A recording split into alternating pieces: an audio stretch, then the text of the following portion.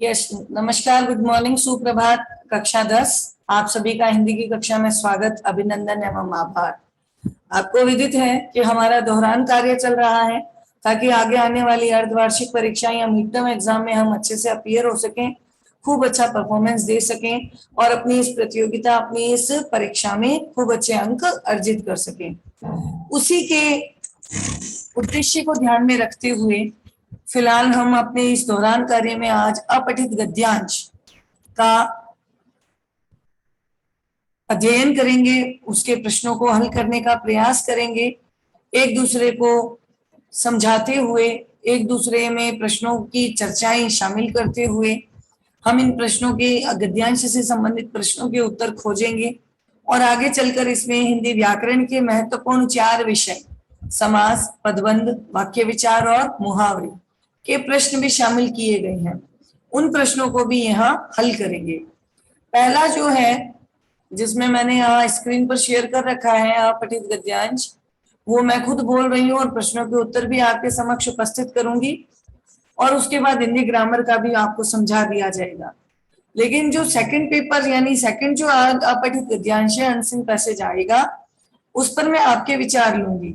तो कृपया बिल्कुल एकाग्र होकर और मन से अपनी इस कक्षा में शामिल हों। शुरुआत करते हैं। निम्नलिखित गद्यांश को ध्यानपूर्वक पढ़ें और पूछे गए प्रश्नों के उत्तर दें। ठीक है, क्या है गद्यांश? ध्यान से पढ़ना है हमें। सारा संसार नीले गगन के तले अनंत काल से रहता आया है। हम थोड़ी दूरी पर ही देखते हैं क्षितिज तक, जहां धरती और आकाश हमें मिलते दिखाई देते हैं। क्षितिज का क्या अर्थ है? 4 ऑप्शन दे दिए जाएंगे। अब इसमें से कौन सा ऑप्शन सही है ये आपको पता चलेगा, क्योंकि आपने यहाँ पर पता कर लिया है कि क्षितिज क्या है। तो करेक्ट आंसर जो होगा उसी पे हमें टिक कर देना है। जब हम उस स्थान तक पहुंचते हैं तो ये नजारा आगे खिसकता चला जाता है। इस नजारे का कोई और छोर हमें नहीं दिखाई देता। ठीक इसी तरह हमारा जीवन भी है। जिंदगी की न जाने कितनी उपमाएं दी जा चुकी हैं, लेकिन कोई भी उपमा पूर्ण नहीं मानी जाती, क्योंकि जिंदगी के इतने पक्ष हैं कि कोई भी उपमा उस पर पूरी तरह से फिट नहीं बैठती। बर्नार्ड शॉ का नाम सभी ने सुना हुआ है। वे जीवन को एक खुली किताब मानते थे और यह भी मानते थे कि सभी जीवों को समान रूप से जीने का हक है। यह चाहते थे कि इंसान अपने स्वार्थ में अंधा होकर किसी दूसरे जीव के जीने का हक ना मारे। यदि इंसान ऐसा करता है तो यह बहुत बड़ा अन्याय है।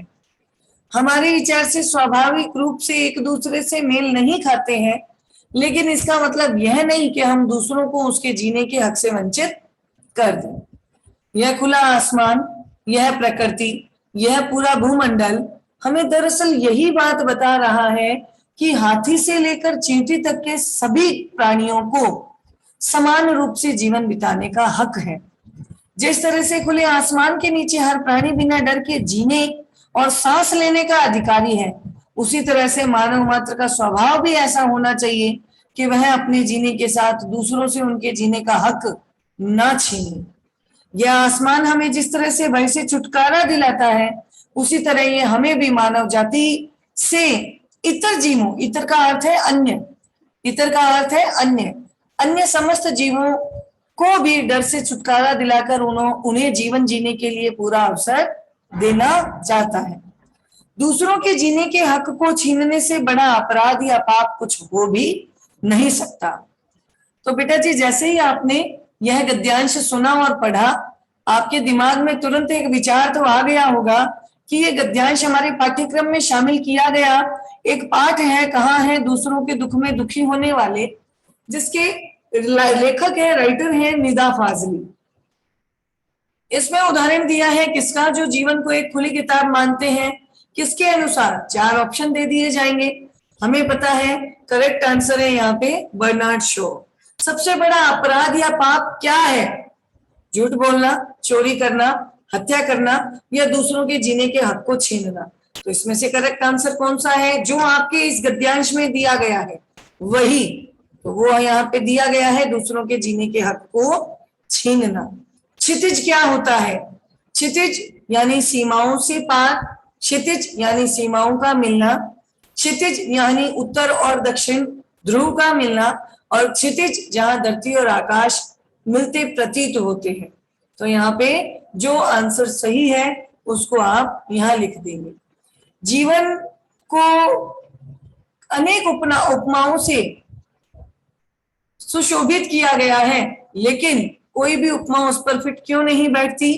क्योंकि जीवन उपमाओं के सदृश नहीं है, क्योंकि जीवन की अनेक पक्ष हैं जिन पे उपमाएं सटीक नहीं बैठती, क्योंकि जिंदगी सीमित हो गई है, या क्योंकि जिंदगी बहुत विस्तृत है। तो पाठ में दिया गया है जिंदगी के इतने पक्ष हैं जो एक सीमा में या उपमा में बांधी नहीं जा सकती, फिट नहीं बैठती। तो जो करेक्ट आंसर है हमें उसी को यहाँ पे टिक करना है। हाँ जी प्रवीण, गुड मॉर्निंग बेटे। Good morning ma'am. बोलो मैम, जहाँ पे धरती और आकाश मिलते हैं मैम, वही तो है क्षितिज। बिल्कुल सही। यहाँ पे देखो आपने पढ़ा, पहली लाइन में ही है, क्षितिज देखते हैं जहां धरती और आसमान हमें मिलते प्रतीत होते हैं। सच्ची में मिल नहीं रहे, क्योंकि हम वहां पर अगर पहुंचते हैं तो ये नजारा और आगे खिसक जाता है, क्योंकि इसका इस नजारे का कोई और छोर है ही नहीं। इसी तरह से जीवन है। अगर मैं यहाँ पे क्वेश्चन दूं, जीवन की तुलना किससे की गई है? नीले आसमान से, चंद्रमा से, बर्नार्ड शॉ से, क्षितिज से, या मानव मात्र से? क्षितिज से। क्षितिज से। तो इस तरह से हमें आंसर का चयन कैसे करना है? जब आप पूरे इस गद्यांश को अच्छे से पढ़ लोगे। आ गई बात समझ में? 10th class.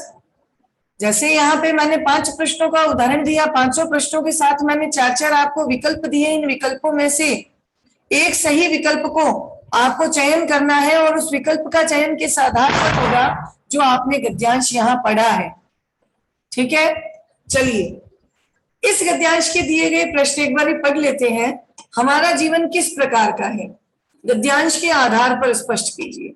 तो हमारा जीवन जो है क्षितिज से इसकी तुलना की गई है, क्योंकि जीवन का कोई एक पक्ष नहीं है, बल्कि जीवन के इतने पक्ष हैं कि इस पर कोई भी उपमा जो है फिट नहीं बैठ सकती। इसीलिए जीवन को अनेक उपमाएं दी जा चुकी हैं, लेकिन कोई भी उपमा पूर्ण नहीं है। जिंदगी को किसी की संज्ञा क्यों नहीं दे सकते? क्योंकि जिंदगी का कोई एक पक्ष नहीं बल्कि अनेक पक्ष है। बर्नार्ड शॉ जीवन को किस नजरिए से देखते हैं? बर्नार्ड शॉ मानते हैं जीवन एक खुली किताब है और सभी को समान रूप से जीवन जीने का हक है। अगला कहते हैं, कौन हमें भय से मुक्ति दिलाता है और सबसे बड़ा पाप क्या है? तो हमें सब भय से मुक्ति दिलाने का कार्य कौन करता है? तो यहाँ पे देखिए, जो हमें भय से मुक्ति दिलाता है वो है, सबसे बड़ा पाप तो दिया गया है, अंतिम लाइन है, दूसरों के जीने के हक को छीनना, है या नहीं? और भय से मुक्ति कौन दिलाता है? यह आसमान हमें जिस तरह से भय से मुक्ति दिलाता है। तो यहाँ आ गया आसमान, जो सर्वत्र सर्वव्यापक बना फैला हुआ है, हमें अपनी छत्र छाया में लिए हुए है, ये हमें अपने भय से मुक्ति दिलाता है। मानव का स्वभाव कैसा होना चाहिए? तो इसी सेकंड पैराग्राफ की 3rd लाइन है, मानव मात्र का स्वभाव ऐसा होना चाहिए कि वो अपने जीने के साथ साथ दूसरों से भी उनके जीने का हक न छीने। और गद्यांश का शीर्षक, ये इंपॉर्टेंट क्वेश्चन है बेटा। अब गद्यांश का शीर्षक मैं आप लोगों से पूछना चाहूंगी, रेज हैंड करते हुए बताइए कि इस गद्यांश का आप टाइटल क्या देना चाहोगे? आशीष, गुड मॉर्निंग। चौधरी जी, यस मैम। टाइटल क्या देंगे बेटा अपन इसका? मैम, अनंत जीवन। अनंत जीवन। Yes ma'am. अनंत जीवन देंगे इसका टाइटल। यस। चलिए, Yes, ma'am. हाँ अनंत जीवन भी सही है, ठीक है। आशीष 1 मिनट रुकते हैं, दूसरों का पूछते हैं। Yes Mihir, yes ma'am. इसका क्या टाइटल देंगे बेटा? दूसरों के जीवन की कद्र। दूसरों के जीवन की कद्र। चलो, ये आंसर भी थोड़ा सही है पर करेक्ट नहीं है। हाँ जी प्रवीण। हम कभी किसी के जीवन का हक नहीं छीनना चाहिए। टाइटल बेटा, टाइटल, सेंटेंस नहीं देना हमें। टाइटल अनंत जीवन, जैसे आशीष ने बताया।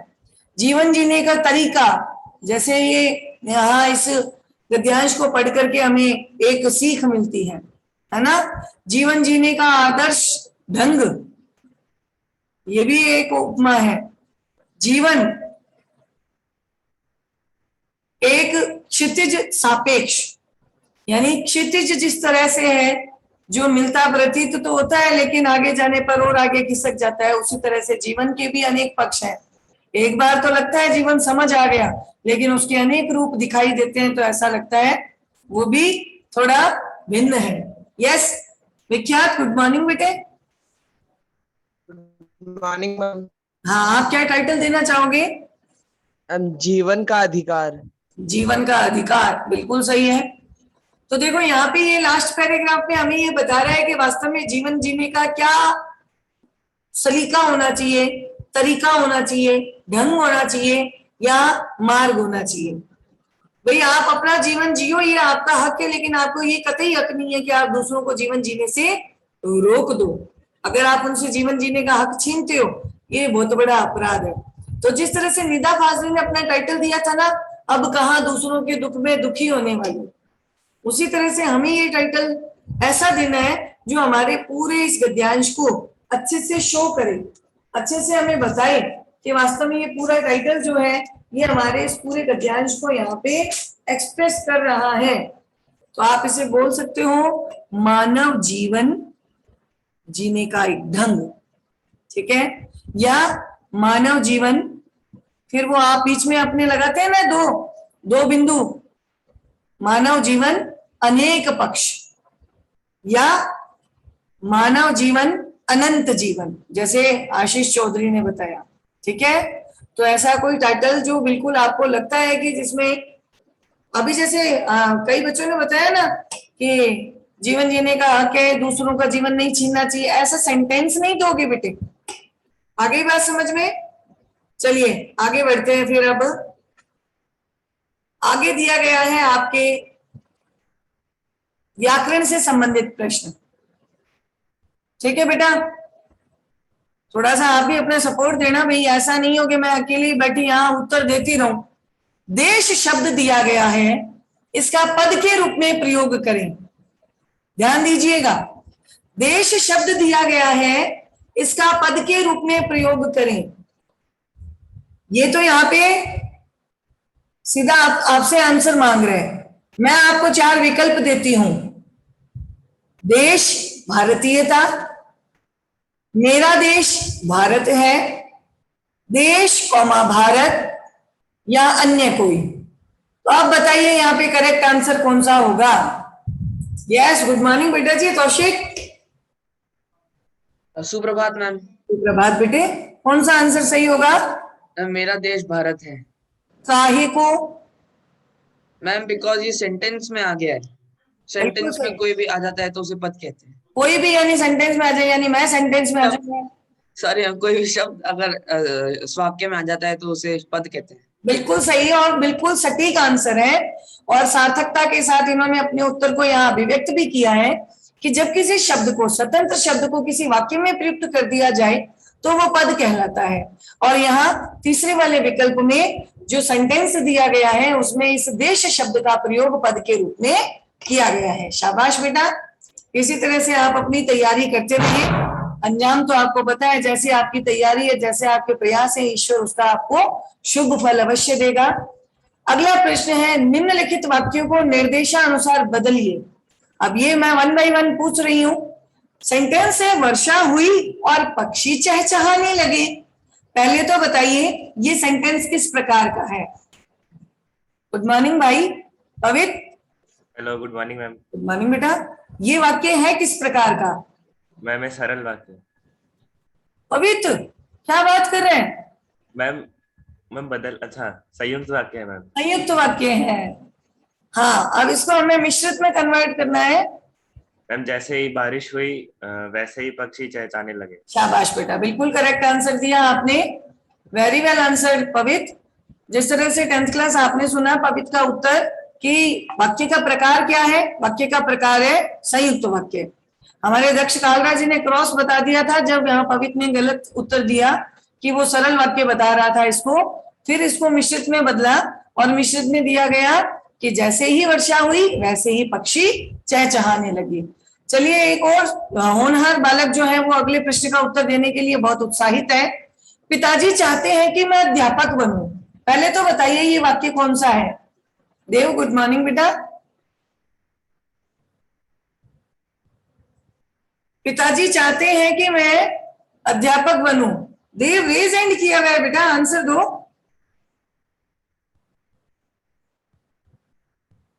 चलो नहीं दे रहे तो विधि गुड मॉर्निंग बेटे। Good morning. गुड मॉर्निंग बेटा। पिताजी चाहते हैं कि मैं अध्यापक बनूं। मिश्रित। ये मिश्रित है, इसको सरल वाक्य में कन्वर्ट कीजिए। पिताजी चाहते हैं मैं अध्यापक बनूं। अब तो वही आ गई, की तो हटाया है, यहाँ तो सेंटेंस हुआ, अब वही आ गया वापस कि पिताजी चाहते हैं। तो ये तो फिर आश्रित उपवाक्य है, इसको अपना अर्थ देने के लिए प्रधान उपवाक्य पर निर्भर रहना पड़ेगा। मैं अध्यापक बनूं। कौन देगा आंसर? लेगा साहब, देवेंद्र गुड मॉर्निंग बेटे, आंसर तो देना चाहिए। Good morning ma'am. मॉर्निंग, शाबाश बेटा। मेरे को ऐसे बच्चे जो कहे अनुसार काम करते हैं ना, मेरे दिल से वास्तव में बहुत शुभकामनाएं निकलती है उनके लिए और बहुत खुशी होती है। कई बच्चे ऐसे होते हैं कई बात भी अपने आप को म्यूट ही किए रखते हैं, जहां जरूरत होती है वहां तो बोलते नहीं और जहां जरूरत नहीं होती वहां बोलते हैं, है ना।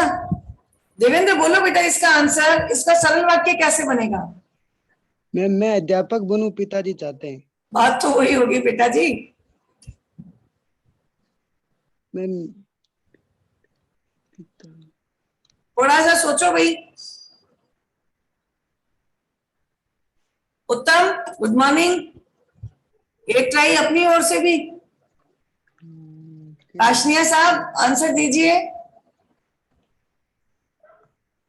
हर्षवर्धन सिंह राठौड़ आंसर आता है क्या? वर्क वगैरह कंप्लीट किया बेटा आपने? अनमोल आप आंसर देना चाहोगे? Good morning ma'am. Good morning बेटे। मैम इसका आंसर ये है कि क्या था, मैं अध्यापक बनूं ऐसा मेरा पिताजी चाहते हैं। ऐसे मेरे पिताजी के अनुसार मैं अध्यापक बनूं। मेरे पिताजी की चाहत के अनुसार या मेरे पिताजी की उम्मीद के अनुसार मैं अध्यापक बनूं। ठीक है? या मेरे पिताजी मुझे अध्यापक बनाना चाहते हैं। सिंपल सेंटेंस बनाना है, और की, जो, अथवा कुछ नहीं जोड़ना। ठीक है ना? तो अनमोल ने अच्छा प्रयास किया और उसके प्रयास में मैंने अपनी तरफ से पूरा अपना सहयोग रखा और यहाँ इसको हमने सरल वाक्य में कन्वर्ट कर दिया। मेरे पिताजी के अनुसार मैं अध्यापक बनूं, ये भी सही है, या मेरे पिताजी मुझे अध्यापक बनाना चाहते हैं, ये भी सही है। चलिए अगला प्रश्न है, पानी गिरते ही पुस्तकें गीली हो गई। सेंटेंस किस प्रकार का है? तो सेंटेंस बताएगा कौन है यहाँ पे आंसर देने वाला? अक्षत गुड मॉर्निंग बेटा जी। नमस्ते मैम। हाँ जी गुड मॉर्निंग, सुप्रभात बेटा। पानी गिरते ही पुस्तकें गीली हो गई, ये किस प्रकार का वाक्य है? मैम सरल वाक्य है। शाबाश, वेरी गुड। और इसको संयुक्त में कन्वर्ट करो।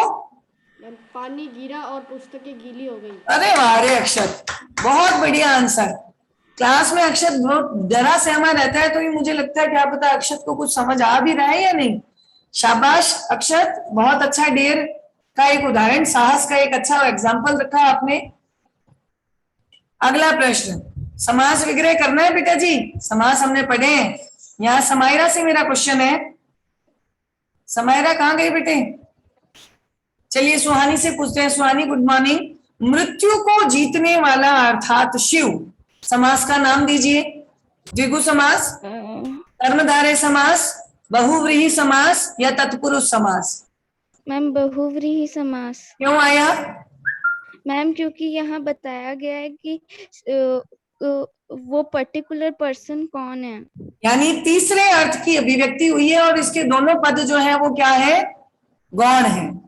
Yes ma'am. बिल्कुल सही जवाब दिया समायरा आपने। ये सुहानी बिल्कुल सही जवाब है। अगला प्रश्न है मेरा, वो है पूर्व और पश्चिम। ये तो बहुत सरल है, फैजी देगा इसका आंसर। Good morning आदिन।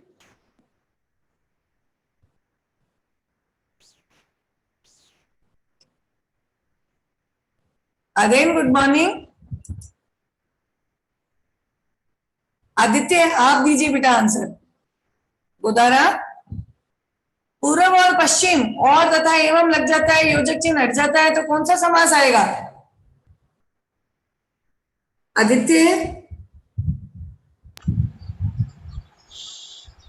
तत्पुरुष समास। तत्पुरुष आएगा बेटे। चलो ठीक है, आपने ट्राई किया। भरत, गुड मॉर्निंग बेटा। Good morning ma'am. कौन सा आएगा आंसर? मैम द्वंद्व समास। द्वंद्व समास। शाबाश बेटा। गोदारा साहब, अपने आप को आप भी थोड़ा करेक्ट कीजिएगा। यहाँ पर द्वंद्व समास आएगा क्योंकि दोनों पद एक दूसरे के विपरीत है और दोनों पद ही प्रधान है और योजक हटकर की और तथा एवं लग गया। जब इस तरह की स्थिति किसी समासिक पद में आती है तो वहां द्वंद्व समास आता है। भरत का आंसर बिल्कुल सही है, शाबाश बेटा जी। अगला यहाँ पे क्वेश्चन है, विग्रह करना है। मैंने शब्द दिया जगन्नाथ, ठीक है, जगत और नाथ, जगत का है जो नाथ अर्थात विष्णु, जगत का नाथ तत्पुरुष और जगत तथा नाथ द्वंद्व समास। तो कौन सा समास आएगा? आंसर कौन देगा भाई? अतुल।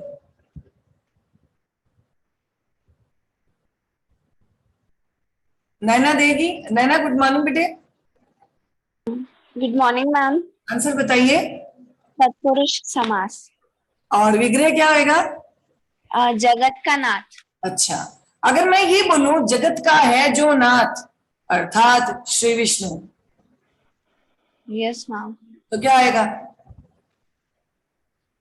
मैम इसका क्या होगा? चलो ठीक है, अगर मैं फिर से चेंज करूं, जगत का है जो नाथ, बस। जगत का है जो, तत्पुरुष समास। जो लग गया तो तत्पुरुष आएगा। Yes ma'am. मैम शायद तक। ठीक है, अपन किसी और से आंसर लेते हैं बेटा। यस इशिता गुड मॉर्निंग बेटे। मैम बहुव्रीहि समास। अच्छा, यानी अगर अर्थात करके मॉर्निंग मैम। बहुव्रीहि समास। बहुव्रीहि समास। ठीक है, तो यहाँ पे देखो अभी अपने को ऑप्शन नहीं दिया हुआ। ऑप्शन के अकॉर्डिंग देखिएगा, अगर होता जगत का नाथ तत्पुरुष सही है, जगत का है जो नाथ कर्मधारे सही है, और जगत का नाथ है जो अर्थात विष्णु तो बहुव्रीहि सही है। विग्रह पे डिपेंड करता है। अगर दिया गया है जगत का नाथ और लिख दिया कर्मधारे, जगत का नाथ तत्पुरुष, जगत का नाथ बहुव्रीहि और जगत का नाथ अन्य कोई, तो चारों ऑप्शन में जगत का नाथ का के की का संबंध आया है तो तत्पुरुष करेक्ट आंसर है। आई बात समझ में बेटा जी? ठीक है, पीतपट। पीतपट का क्या अर्थ है और कौन सा समास है? Anjali. Good morning ma'am. Good morning बेटा जी, सुप्रभात। आंसर दीजिए इसका। मैम इसका बहुव्रीहि समास। बहुव्रीहि। Yes ma'am. मैम क्योंकि पीत पट कृष्ण जी को कहते हैं शायद। कृष्ण जी को पीतपट क्यों कहते हैं बेटे? पीत यानी पीले रंग का, पट यानी कपड़ा। एक विशेषण और एक विशेष्य। अंजलि, मैं आपका उत्तर जो है उसमें थोड़ा करेक्शन करवा रही हूँ, लेकिन आंसर आपसे ही लेना चाहूंगी बेटा। पीत यानी पीले रंग का, पट यानी कपड़ा। मैम कर्मधारय समास। पाश बेटा, पीले रंग का कपड़ा यानी कर्मधारय। यहाँ अगर आता ना पीतांबर, अगर आप उसका विग्रह करते हो पीला है अंबर जिसका अर्थात कृष्ण, तो आता बहुव्रीहि। हम तो कह रहे हैं पीले रंग का कपड़ा, यानी पीला है जो कपड़ा, पीला है जो पट, तो यहाँ आएगा कर्मधारय।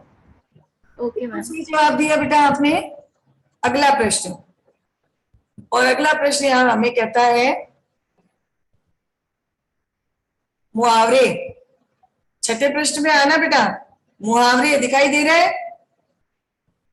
रिक्त स्थानों की पूर्ति कीजिए, और रिक्त स्थान में यहाँ पे दिया गया है पहला, बड़ों की बातों को क्या नहीं करना चाहिए, नहीं क्या कर लेना चाहिए।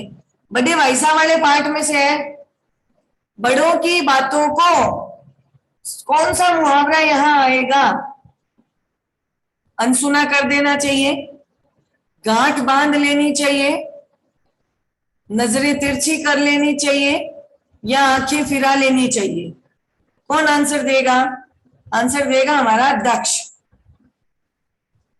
मैम गांठ बांध लेनी चाहिए। शाबाश बेटा, बिल्कुल सही जवाब है। गांठ बांध लेना यानी हमेशा के लिए उस चीज को अपनाना।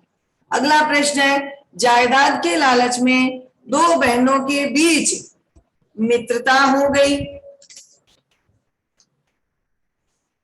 दीवार खड़ी हो गई,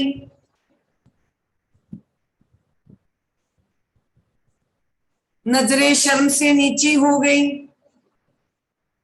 या बातें हवा हो गई।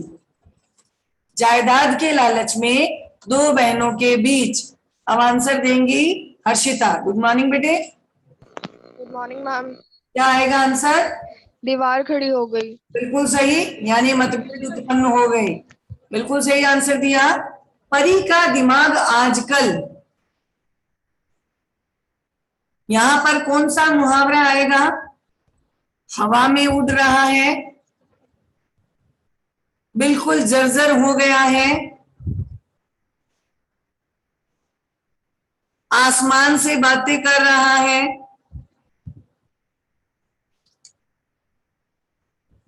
आसमान पर चढ़ा हुआ है। कौन बताएगा? निराली, गुड मॉर्निंग बेटा। Good morning ma'am. हाँ, आंसर दीजिए बेटा। आसमान पर चढ़ा हुआ है।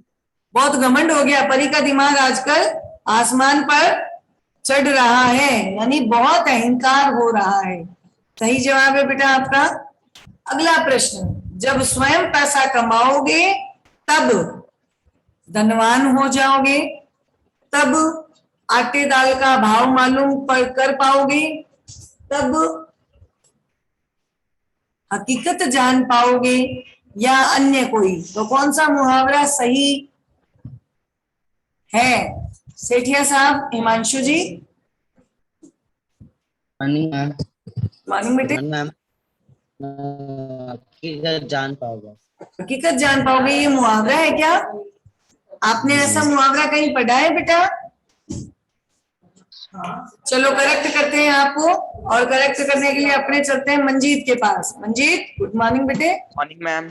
आंसर दीजिए बेटा। मैम आटे दाल के भाव मालूम होना। हाँ, जब खुद पैसा कमाओगे ना तभी आटे दाल के भाव मालूम कर पाओगे, यानी तभी तुम्हें वास्तविकता का ज्ञान होगा। बिल्कुल सही जवाब दिया हिमांशु। अपने आंसर को सही कीजिएगा जैसा अभी मंजीत ने उत्तर दिया, ठीक है। अगला प्रश्न, अपठित गद्यांश को फिर से ध्यान से पढ़िए और निम्नलिखित प्रश्नों के उत्तर दीजिए। अब ये मैं आप लोगों पर छोड़ रही हूँ, मैं आप लोगों से इसके प्रश्न करूंगी और आप लोगों से ही उत्तर चाहूंगी। सेंटेंस मैं पढ़ रही हूँ, देखो। यह संतोष और गर्व की बात है कि हमारा देश वैज्ञानिक और औद्योगिक क्षेत्र में आशातीत प्रगति कर रहा है। अर्थ बता रही हूँ बेटा, आशातीत यानी आशा से बहुत परे, उम्मीद से भी आगे। विश्व के समृद्ध अर्थव्यवस्था वाले देशों से टक्कर ले रहा है और उनसे आगे निकल जाना चाहता है, लेकिन इस प्रगति के उजले पहलू के साथ कुछ धुंधले पहलू भी हैं जिनसे हम छुटकारा पाना चाहते हैं। वह है अनैतिकता का पहलू। यदि हमारे हृदय में सत्य, ईमानदारी, कर्मनिष्ठा और मानवीय भावनाएं नहीं है तो सारी प्रगति निरर्थक है।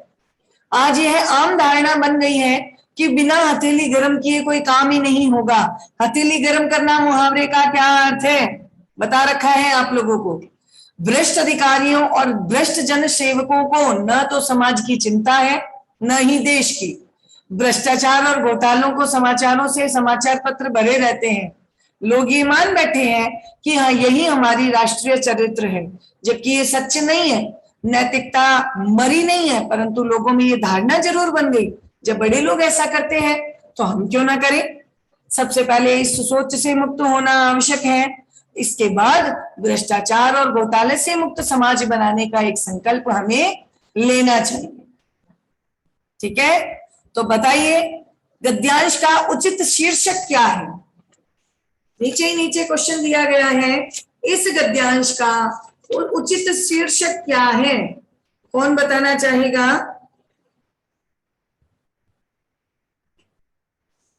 देखिए इसमें सारी चीजें बयान हुई है, देश की प्रगति भी बताइए, लेकिन प्रगति के साथ साथ किस चीज की अहमियत है उसे बरकरार रखना जरूरी है, उसको मिला करके आप इसका टाइटल दोगे।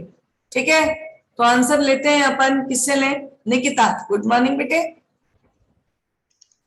Good morning ma'am. Good morning बेटा, आंसर दीजिए इसका। मैम प्रगति के पथ पर भारत। प्रगति के पथ पर भारत, तो प्रगति तो कर रहा है, लेकिन एक यहाँ इसका है कि कुछ सार्थक चीजें आने के साथ साथ निरर्थक चीजें भी आ रही है। इन निरर्थक चीजों को हमें क्या करना है, दूर करना है। तो यहाँ इसको भी हमने टाइटल में मेंशन करना होगा ना। वैसे सही है, प्रगति के पथ पर भारत। चलिए किसी और से लेते हैं। यस मिलिंद, गुड मॉर्निंग बेटा। मिलिंद बाती। Good morning ma'am. आंसर आता है बेटे? Yes ma'am. बोलो। देश की प्रगति और भ्रष्टाचार।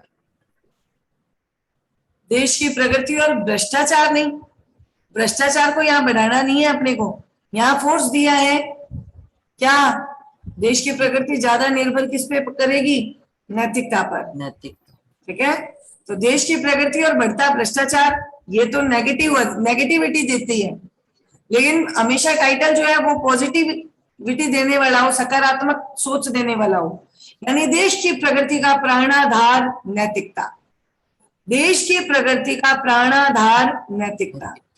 आ गई बात समझ में? Yes ma'am. चलिए, आपने भी अच्छा प्रयास किया। अब जो है ये बताइए, हमारे देश के लिए गर्व की बात क्या है, कौन बताएगा? पहली लाइन में इसका उत्तर है, हमारे देश के लिए गर्व की बात क्या है बेटा? ये जो, हाँ, शौर्य, नया बच्चा। गुड मॉर्निंग, सुप्रभात बेटा जी।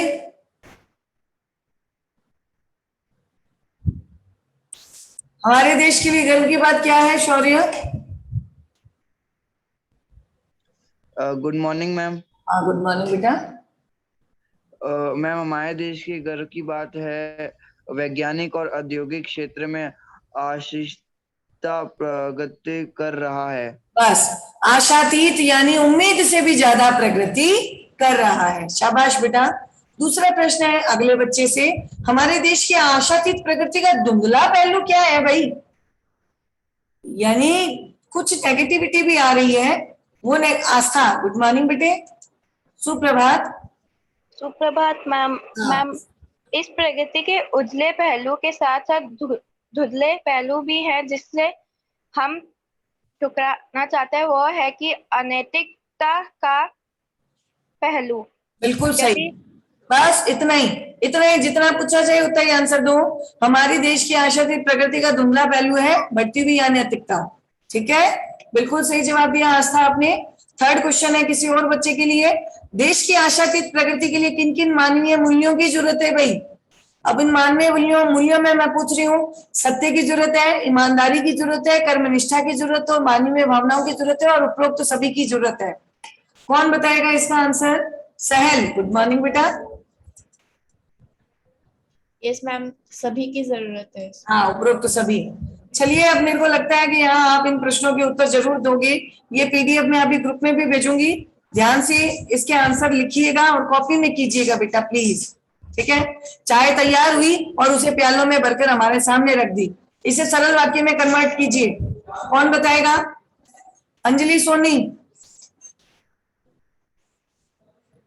चाय तैयार हुई और उसे प्यालों में भरकर हमारे सामने रख दिया गया।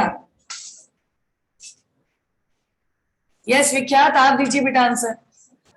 हम चाय तैयार होते ही उसे प्यालों में भरकर हमारे सामने रख दिया गया।